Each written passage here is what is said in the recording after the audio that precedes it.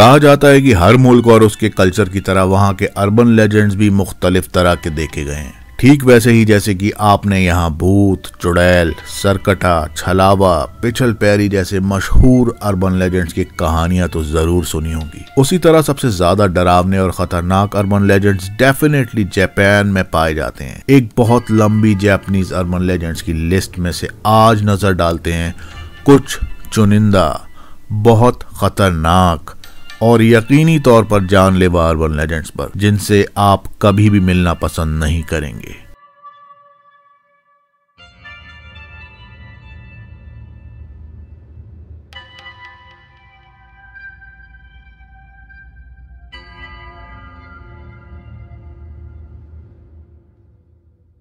Japan के लोगों का ये मानना है कि टेके टेके एक लड़की की शैतान स्पिरिट है जो कि अपने स्कूल से वापस आते में ट्रेन की पटरी पर गिरकर तेज रफ्तार से आती हुई ट्रेन से आधी कट गई थी। अब उसकी ये बिना पैरों वाली स्पिरिट अपनी कोनियों या हाथों से रेंगती हुई दिखती है और कभी रात के अंधेरे में अगर टेके टेके किसी के सामने आ जाती है तो वो उस इंसान को ठीक वैसे ही 2 टुकड़ों में काट देती है जैसे कि वो खुद ट्रेन से कटी थी। कहा जाता है कि एक बार एक लड़का अपनी एक्स्ट्रा क्लासेस के बाद रात को पैदल चलता हुआ अपने घर जा रहा था। तभी उसने देखा कि एक बहुत खूबसूरत लड़की अपनी कोनियां एक खिड़की की चौखट पर टिकाए दोनों हाथ अपने गालों पर लगाए स्माइल कर रही है। पहले तो वो लड़का उसे देखकर मुस्कुराया, पर जल्दी ही उसे ये एहसास हुआ कि उस बॉयज स्कूल में ये लड़की यहाँ क्या कर रही है। ये इतना सोच ही रहा था कि तभी अचानक वो लड़की अपने हाथों के सहारे ऊपर को उठ गई, जिससे साफ दिखने लगा कि उस लड़की की नीचे की आधी बॉडी है ही नहीं। अब इससे पहले कि वो लड़का ये सब देखकर कुछ डिसीजन ले पाता कि तभी वो लड़की उछलकर सामने अपने हाथों से घिसटकर उसकी तरफ आने लगी और एक अजीब सी आवाज भी निकाल रही थी, टेके टेके टेके टेके। ये सब इतनी तेजी से हुआ कि उस लड़के को भागने का वक्त ही नहीं मिल पाया और टेके टेके ने उसको भी 2 हिस्सों में काट दिया। लोगों का ये मानना है कि वो अपने शिकार को काटने के लिए एक सौ यानी आरी जैसी चीज का इस्तेमाल करती है। तो ये सब जानने के बाद ये जरूर कहा जा सकता है कि टेके टेके जैसी आवाज सुनकर भी अगर आप वहां से नहीं भागे तो फिर शायद अपनी ही टांगे अपने हाथों से उठाकर लानी पड़ेंगी। नहीं तो फिर लेकिन हाथ भी तो फ्री रखने पड़ेंगे चलने के लिए। टेके टेके।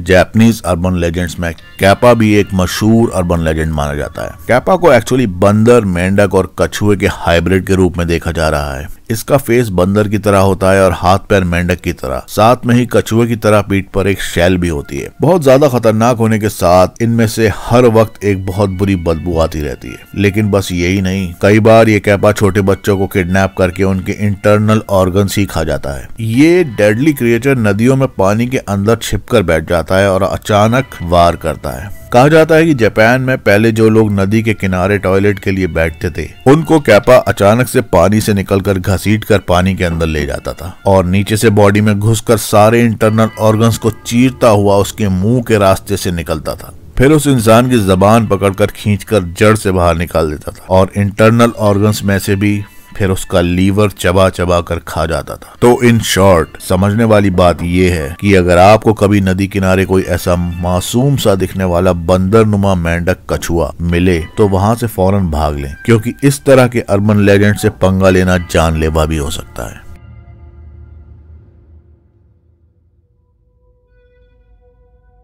ये जापानीज अर्बन लेजेंड जिसे काओ हेड या गोजू के नाम से जाना जाता रहा है, ये जापान की अब तक की सबसे ज्यादा हॉरिफाइंग और खतरनाक स्टोरी मानी जाती है। खतरनाक होने के साथ साथ इसे जानलेवा भी माना जाता है, पर सिर्फ उन बदकिस्मत लोगों के लिए जिन्होंने ये कहानी सुनी और फिर खौफ से कांपते हुए मर गए। ये स्टोरी जापान में 17वीं सेंचुरी में पाई गई थी। इसके लिखे हुए बस कुछ ही रिकॉर्ड्स होंगे अब, वरना इस नाम से और बहुत सी फेक कहानियां भी पाई जाती रही हैं। कहा जाता है कि ये कहानी इतनी ज्यादा मनहूस और खतरनाक थी कि इसकी ज्यादातर बल्कि ऑलमोस्ट सारी रिटर्न कॉपीज जला दी गई थी और जो कुछ कॉपीज बच गई थी वो टुकड़ों में करके पूरे मुल्क में फैला दी गई थी। अब भी कई लोगों का कहना है कि इस डेडली स्टोरी के ओरिजिनल पार्ट्स कुछ लोगों के पास मौजूद हैं। इस अर्बन लेजेंड से मुताल्लिक एक मशहूर वाकया एक एलिमेंट्री स्कूल टीचर का बताया जाता है जिसने काओ हेड वाली कहानी अपने स्टूडेंट्स को सुनाई थी।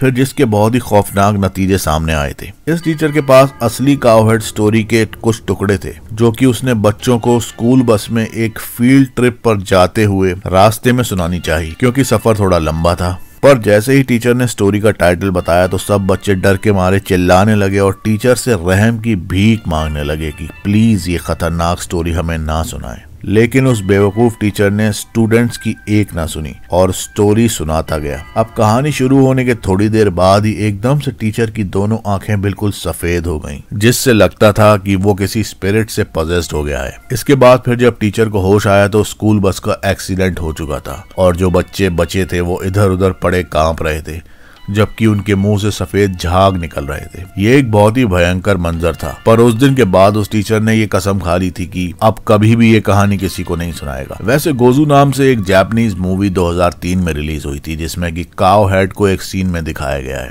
ये बहुत ही अजीब सी मूवी है, आपको यूट्यूब पर भी मिल सकती है, but watch at your own risk.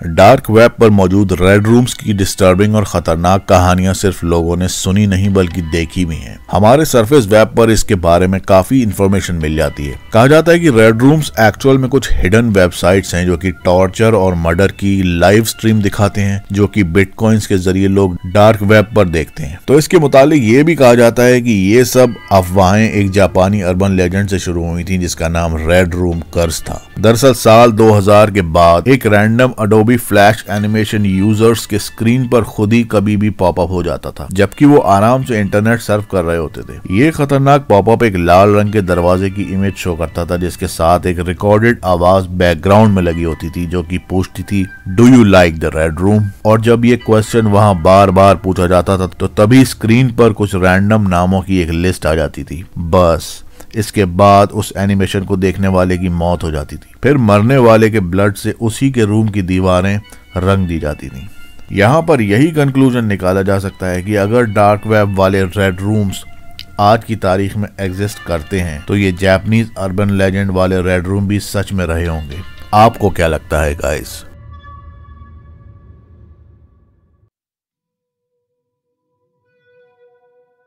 इस जापानीज अर्बन लेजेंड का डिस्क्रिप्शन भी काफी खतरनाक अर्बन लेजेंड्स में गिना जाता है। नूरे ओना या कहा जाए स्नेक वुमेन एक रेप्टाइल की तरह दिखने वाला क्रिएचर होता है जिसका कि सर एक औरत का होता है और बाकी बॉडी एक सांप की तरह होती है। स्नेक वुमेन के ज्यादातर किस्सों में उसकी लंबाई 900 फीट से भी ज्यादा बताई गई है और इतनी भारी भरकम के बड़े बड़े पेड़ों को भी कुचल दे। ये नूरे ओना आपको किसी नदी या समुद्र के किनारे अपने बाल धोती हुई मिल सकती है और अपने शिकार को धोखे से फंसाने के लिए वो अपने पास एक कपड़े को छोटे बच्चे की तरह फोल्ड करके रखती है। अगर कोई उस कपड़े के बंडल को उठाकर खोल के देखता है तो उसमें कोई बच्चा नहीं होता। इसके बाद फौरन ही वो बंडल इतना ज्यादा भारी हो जाता है कि उसे उठाने वाला इंसान ना तो चल पाता ना हिल पाता। बस अब वो नूरे ओना के जाल में फंस चुका है। अब वो स्नेक वुमेन अपनी लंबी छिपकली जैसी जुबान से उस आदमी का खून चूस चूस कर उसे जान से मार देती है। वैसे है तो ये भी एक अर्बन लेजेंड ही, पर अगर आपको अपना खून नहीं चुसवाना तो फिर इस सांप वाली औरत के चक्कर में बिल्कुल भी ना पड़े।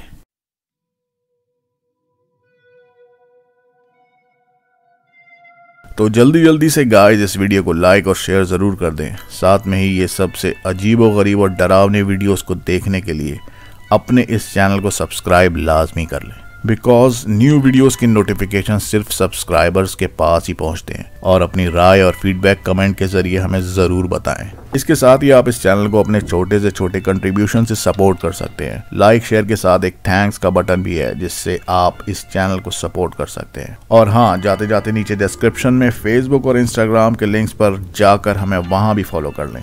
अपने रियल पैरानॉर्मल एक्सपीरियंसेस और स्टोरीज आप हमको इस ईमेल एड्रेस पर भेज सकते हैं।